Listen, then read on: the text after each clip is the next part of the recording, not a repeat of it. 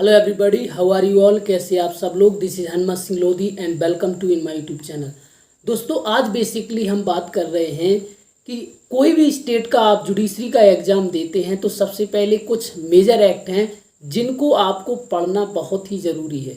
तो इनमें कैसे हम पढ़ें, कौन कौन से ऐसे सब्जेक्ट हैं जिनको चाहे आप एमपी जुडिशरी दें, चाहे आप यूपी जुडिशरी दें, या फिर आप स्टेट का कोई भी एग्ज़ाम दें, ये कुछ ऐसे एक्ट हैं जो आपको हर एग्ज़ाम में आना है, हर एक स्टेट के एग्ज़ाम में आते हैं। तो सबसे पहले हम बात करते हैं, हमारे सामने है इंडियन पेनल कोड, भारतीय दंड संहिता। तो ये एक मेजर एक्ट है। तो भारतीय दंड संहिता के लिए आपको क्या करना पड़ेगा कि आपके पास दो चीज़ें होना चाहिए। सबसे पहले तो आपके पास बुक भी होना चाहिए। बुक लाइक मेरे पास डॉक्टर बसंती लाल बाबिल की है।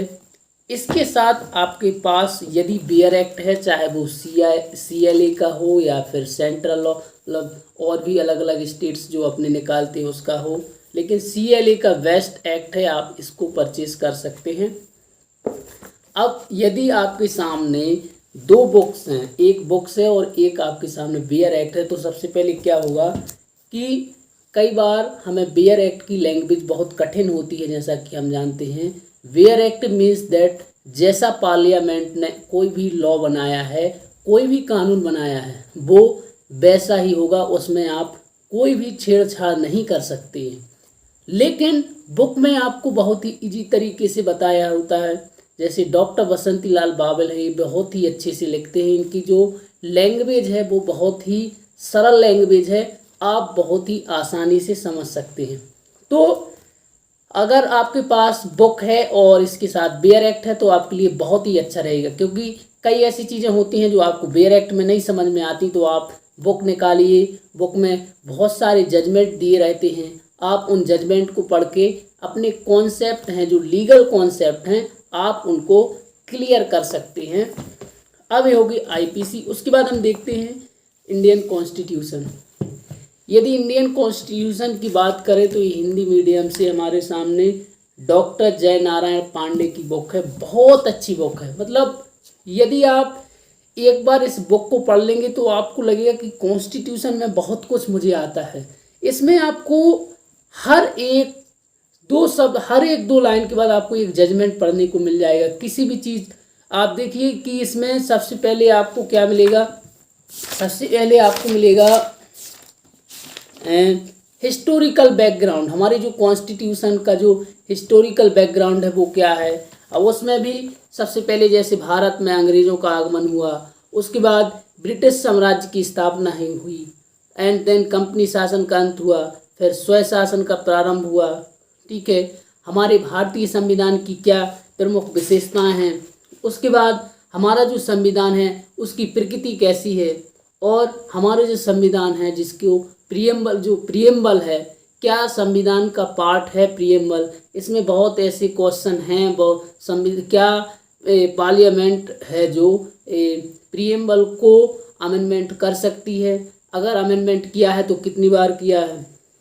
उसके बाद है जो संघ और इसका राज्य क्षेत्र, अनुच्छेद 1 से 4 तक। उसके बाद नागरिकता, फंडामेंटल राइट्स, ये सारी चीज़ें इसमें बहुत ही अच्छे से आप देख सकते हैं। बहुत ही मोटी बुक है, लगभग इसमें 780 पेज हैं इसमें। लेकिन आपको इसको एक ही दिन नहीं पढ़ना, आपको एक दिन में एक ही टॉपिक पढ़ना है। जैसे हम न्यूज़पेपर डेली पढ़ते हैं, तो ये ऐसे एक्ट हैं, मेजर एक्ट हैं, जिनको आपको डेली पढ़ना है। ये वो एक्ट नहीं है जिनको आप 1 महीने या 15 दिन में ख़त्म कर सकते हैं, पॉसिबल नहीं है। तो इनको आपको डेली प्रैक्टिस में लाना है, बिल्कुल आपको डेली पढ़ना है। तो अभी मेरे पास, चूँकि मैं लॉकडाउन की वजह से अपने टाउन पे आ चुका हूँ, अपने गांव में, तो यहाँ पे मेरे पास कॉन्स्टिट्यूशन का बेयर एक्ट नहीं है। मैं क्योंकि मुझे बुक पढ़नी थी तो मैं बुक लेके आया था। अब उसके बाद हम देखते हैं कि जो इंडियन एविडेंस एक्ट है, ये भी बहुत इम्पोर्टेंट है। ये भी किसी भी स्टेट का आप एग्ज़ाम देंगे उसमें आपको इंडियन एविडेंस आना ही आना है। तो इंडियन एविडेंस को भी आप, ये भी बहुत, इसमें लगभग 137 सेक्शंस हैं, तो इसको भी आपको बहुत अच्छे से पढ़ना है। क्योंकि जब आप जज भी बन जाएंगे ना, तो एविडेंस एक ऐसी बुक है जो आपको काम आने वाली है। आपको एविडेंस की बुक ही आपको जजमेंट तक पहुंचाएगी। आप किन चीज़ों को एविडेंस मानेंगे, किन चीज़ों को आप एविडेंस नहीं मानेंगे, इसमें सारी चीज़ें एविडेंस की हम बात कर रहे हैं। तो आपको बहुत अच्छे से जो है एविडेंस एक्ट की बुक जो मेरे पास है वो राजाराम यादव की है, और इसके साथ साथ आपके पास बेयर एक्ट भी होना चाहिए। यदि बेयर एक्ट और बुक दोनों हैं तो बहुत अच्छा कॉम्बिनेशन इसका बनता है। उसके बाद हम देखते हैं सीआरपीसी, भारतीय प्रक्रिया संहिता। अब सीआरपीसी क्या है? अगर सीआरपीसी और इनकी हम बात करें तो ये प्रोसीजरल लॉ है, ये सारे जो है प्रोसीजर बताते हैं। सीआरपीसी में जैसे अगर हम देखें कि हर एक जो इसमें अलग अलग कॉन्सेप्ट दिए हुए हैं, जैसे कि सबसे पहले जो हमारे दंड न्यायालय हैं इनका गठन, उसके बाद हम देखते हैं कि न्यायालय की शक्ति कितनी है, हम देखते हैं judicial magistrate first class, second class, chief judicial magistrate, session जज, तो इन सभी की क्या पावर हैं, किसको कितना पावर है, कौन कितनी सज़ा दे सकता है, ये सारी चीज़ें, हाई कोर्ट की क्या पावर हैं, सुप्रीम कोर्ट की क्या पावर हैं, तो इसमें हमें सारी चीज़ें मिलेगी। मीन्स दैट उसके बाद है व्यक्तियों की गिरफ्तारी, किसी व्यक्ति को वारंट कैसे दिया जाएगा, बिना वारंट के व्यक्ति को कब गिरफ्तार किया जा सकता है। मीन्स दैट कि आप इसमें प्रोसीजर सीखते हैं, आप कोर्ट की प्रोसीजर सीखते हैं कि क्या प्रोसीडिंग रहती है।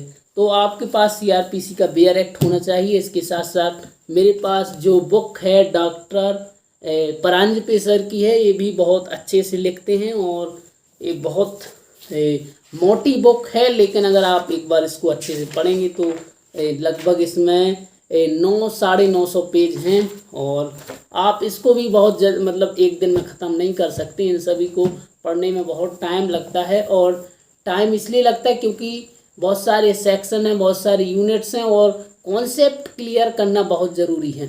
तो दोस्तों इसके साथ साथ एक और बहुत ही इम्पोर्टेंट है, वो है इंडियन कॉन्ट्रैक्ट एक्ट।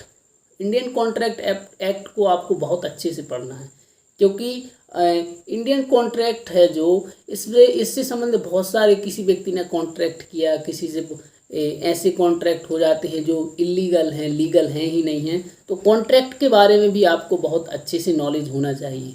और उसके बाद है सीपीसी भी बहुत ही इम्पोर्टेंट है, मेजर एक्ट है, और आप किसी भी स्टेट का एग्ज़ाम देंगे तो सीपीसी का भी आपको डेली 1 या 2 सेक्स, उसमें जो ऑर्डर्स दिए हुए हैं, रूल्स दिए हुए हैं, उनको आपको डेली 1 से 2 पढ़ना है, ताकि आपकी डेली प्रैक्टिस होती रहे। उसके बाद हमें क्या करना है कि हमें बार बार इनको दोहराना है। हमारे दिमाग में सबसे बड़ी समस्या यह है कि हमारे दिमाग में जब हम पहली बार चीज़ डालते हैं तो वो उसका ये रिएक्शन कि ये कोई चीज़ इम्पोर्टेंट नहीं है। जब तक हम दिमाग को ये ऑर्डर नहीं देंगे कि कौन सी चीज़ इम्पोर्टेंट है, तो हमें बार बार प्रैक्टिस करनी पड़ेगी। बार बार जब आप प्रैक्टिस करेंगे तो दिमाग को एक संदेश मिल जाता है कि ये चीज़ है जो बहुत इम्पोर्टेंट है और इसको हमें ध्यान रखना है, तो फिर आप कभी नहीं भूलते। इसलिए रिपीट करो, बार बार उनको पढ़ना बहुत ज़रूरी है। जो कल पढ़ा उसको आज फिर से रिपीट कर लो, हफ्ते में पूरा रिपीट कर लो, या फिर महीने में अगर कर पाते तो 1 महीने में भी आप रिपीट पूरा कर सकते हैं। तो चूँकि अभी लॉकडाउन भी लगा हुआ है, सारे काम बंद पड़े हैं, तो आप मेजर एक्ट हैं जो, इनको आप बहुत अच्छे से पढ़ें, इनको समझें। और इसके साथ आपको मैं एक और सजेशन देना चाहूँगा कि जब आप पढ़ते हैं, अगर आपको कोई कन्फ्यूजन होता है तो आप यूट्यूब पे इतने सारे, लॉकडाउन के कारण इतने सारे वेबिनार पड़े हुए हैं, हर एक टॉपिक पे आपको 10-10 वेबिनार मिल जाएंगे। आप सीआरपीसी का कोई भी टॉपिक डालेंगे तो आपको 10 वीडियो मिल जाएंगे। तो आप जब पहले खुद पढ़ें, उसके बाद लिख लें कि मुझे इन चीज़ों में कन्फ्यूजन है, फिर आप वो चीज़ें आप यूट्यूब पे जाके सर्च कर सकते हैं। गूगल पर कुछ आर्टिकल भी पढ़े हैं, उन आर्टिकल को आप पढ़ सकते हैं। कुछ जो सुप्रीम कोर्ट और हाई कोर्ट के जो रीसेंट जजमेंट हैं, उन जजमेंट को भी आप पढ़ के चीज़ें समझ सकते हैं। तो यह वीडियो बेसिकली इसीलिए था कि हमें कैसे मेजर एक्ट्स की तैयारी करना है, क्योंकि मेजर एक्ट ऐसे होते हैं जिनको आप 1 या 2 दिन या महीने या 15 दिन में नहीं निपटा सकते हैं, आपको इनको टाइम देना पड़ता है। तो दोस्तों आपके पास अभी टाइम है, देश में लॉकडाउन चल रहा है, पूरी दुनिया में बहुत बुरी स्थिति है, इसलिए लेकिन कभी तो समय अच्छा आएगा। ऐसा तो है नहीं कि अब पूरी दुनिया ख़त्म होने वाली है तो आपको तो साहब जज बनना है। तो जज बनने के लिए तो तैयारी करनी ही पड़ती है, और 1-1 साल 5-5 साल 3-3 साल लड़के तैयारी करते हैं तब लोग जज बन पाते हैं। कई बार लोग 1 साल में भी बन जाते हैं अपनी क्षमता के अकॉर्डिंग। तो आपको ध्यान रखना है कि अभी आपके पास समय है, आप अपने टाइम को बिल्कुल भी बर्बाद मत कीजिए प्लीज़। आप कंटिन्यू ज़रूरी है। आप ये नहीं कि एक ही दिन आपने 6 घंटे पढ़ लिया और एक हफ्ते फिर बुक ही नहीं देखी। दोस्तों यदि आप 2 घंटे भी डेली पढ़ रहे हैं तो डेली मतलब डेली होता है, आपको रोज़ पढ़ना है। डेली आप आध घंटा एक सब्जेक्ट में दे रहे तो आपकी 4 सब्जेक्ट मीन्स डेली आप पढ़ रहे हो।